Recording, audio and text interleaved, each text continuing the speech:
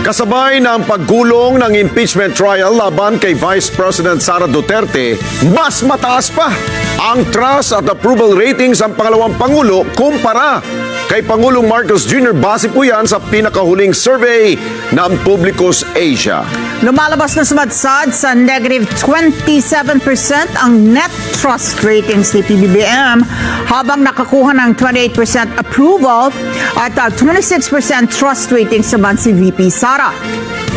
At dahil dyan, may naniniwala naman ang isa pong ekonomista na matindi na ang pagkadismaya na maraming Pilipino sa pamahalaan sa harap ng isyu ng malawakang korupsyon at political accountability na hinihingi ng taong bayan. Report mula kay Eden Santos.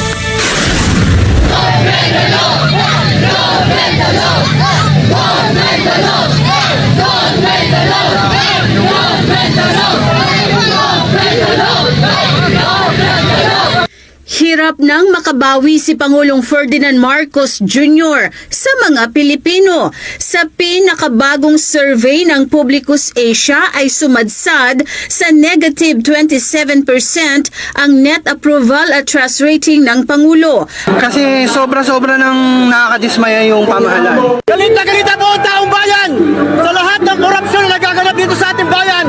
Mga Pilipino naghihirap dahil sa kagagawan ng mga walang katarungan na mga namumuno sa ating bansa.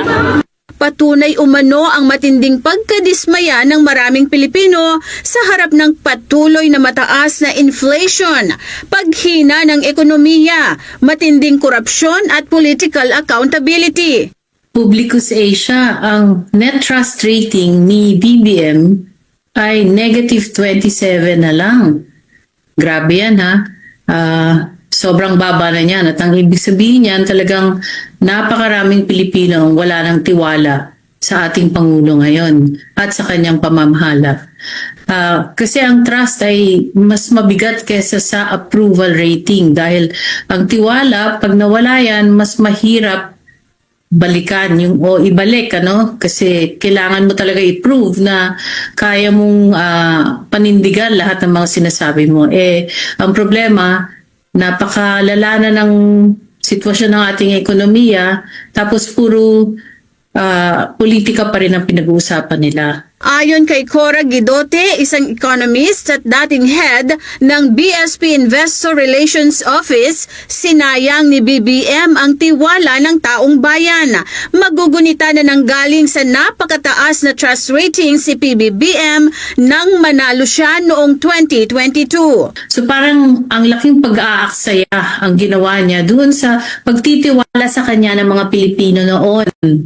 So kung ginamit niya yun para mapaunlad ng ekonomiya at malinis ang kanyang pagpapatakbo ng gobyerno, sana nanatili na mataas ang kanyang trust rating. Pero ngayon na nakikita natin na negative 27 na ito. Ang ibig sabihin lamang niyan ay talagang inaksayan niya ang pagtitiwala sa kanya dahil sa mga nakita nating mga anomalya, mga korupsyon na nangyayari na parang ngayon lang nangyari sa Pilipinas yung ganyang kalaking kalala na korupsyon. So yan, talagang malaking panghihinayang ang nangyayari at saka sayang talaga yung oportunidad na binigay sa kanya ng taong bayan. Pinutakti naman ng ha-ha-ha emoji ang website ng Publicus Asia ukol sa nasabing survey. May netizen na nagkomento ng congrats, tumaas na from negative 15 to negative 27.